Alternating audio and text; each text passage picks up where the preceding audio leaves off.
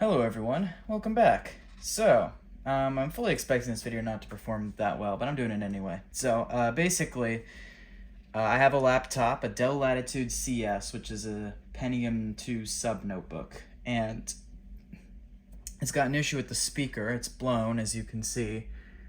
This bit here has been, like, pushed in.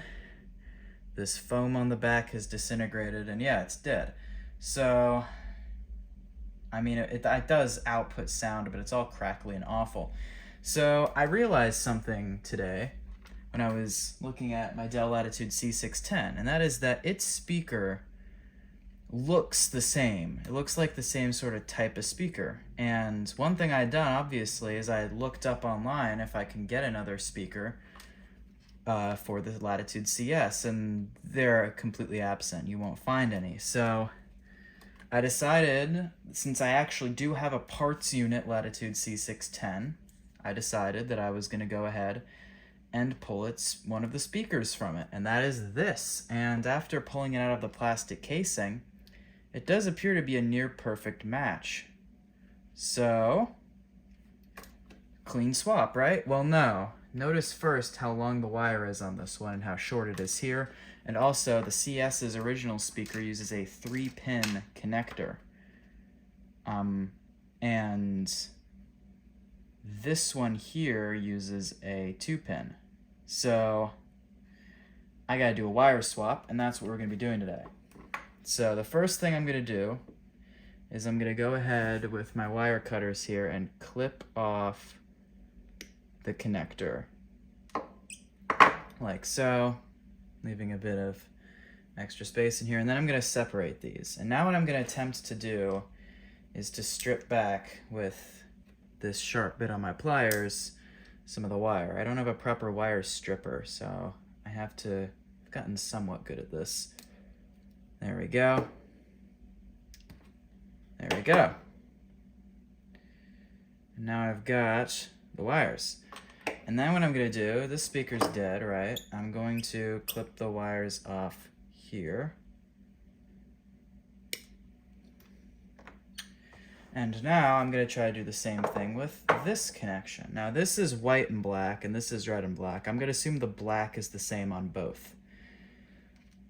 At least to go out here. So that's what I'm going to try to solder up. Got it. And there we are. So I've had my soldering iron warming up. Let's try to solder these together, and then we'll see if this works. Now, obviously, this replacement cable is going to be longer, but I can shove the wires somewhere. There is a bit of empty space inside of the Latitude. Ideally, I'd have some wire clamps right now, but I don't. So I'm going to try to get a big blob of solder on my iron. And, well, you know what? Maybe I can twist these together. I don't even need a solder. Technically, I could just twist them together, but I want to do a good job. This is going to be the toughest part of this, just figuring out how I'm going to exactly get this all together. Oh no. That's not good. Okay, it didn't damage it too much. I dropped a big old solder blob on my desk. Lovely. Okay, don't use too much now. Okay, so maybe if I can just get these lined up and now attempt to make a connection.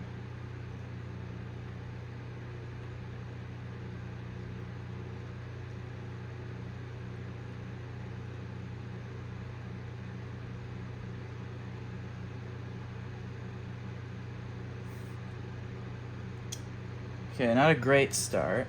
Let's try some more solder.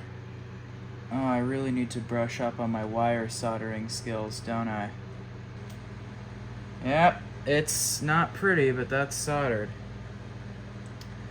Now the hard part, I need to get the second one done now.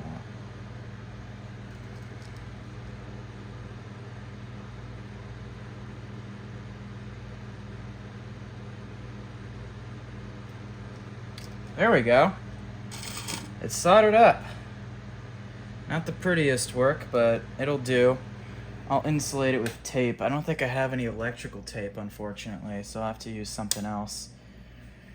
But for now, That's done. So we got to spot test this now. I'm gonna get the test rig hooked up with the laptop, and then we'll see if we've got a winner. Well, this is about as test rig as it gets.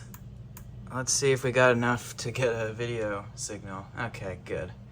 Are we gonna get the beep?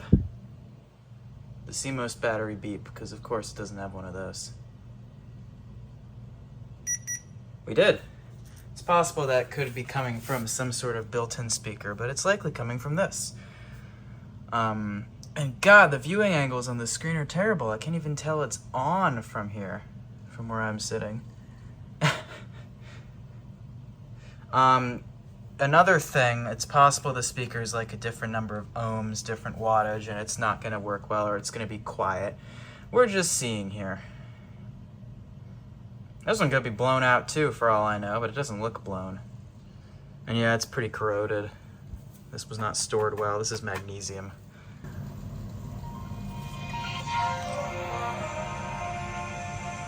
Hey, there we go.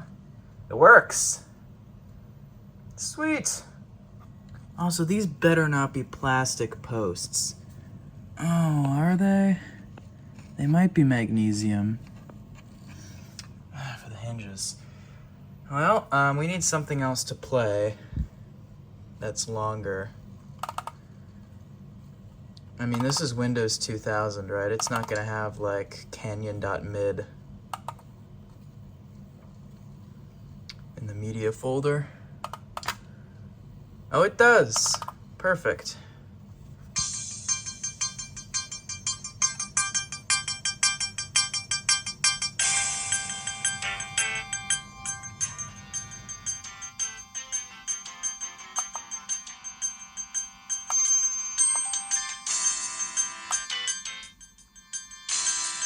Good volume range. I'd say that's perfectly proper.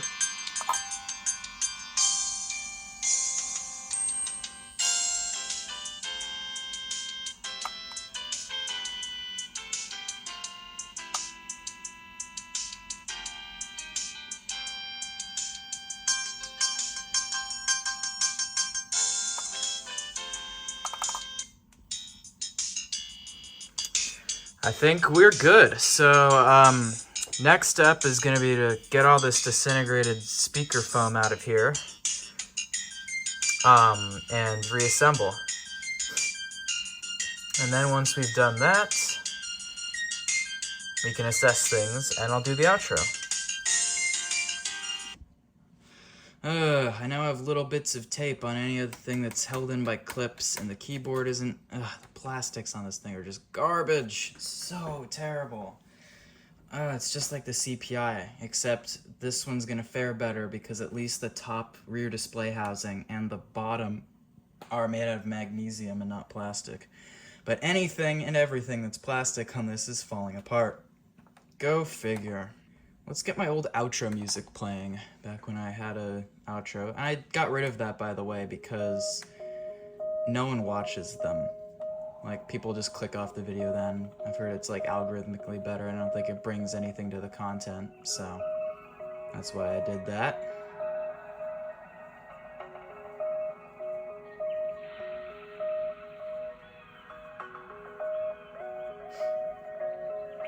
I mean, it doesn't sound good. These speakers are never great, but that sounds pretty good. Now, these are very sensitive to, like, being touched. Like, I feel like if I touch them even a tiny bit, they're gonna start blowing out.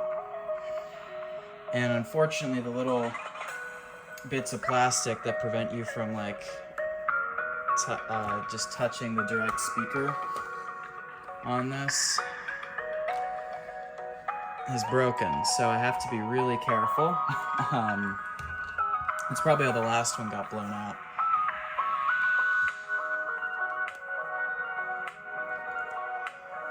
That, and I can't imagine the foam disintegrating helped anything.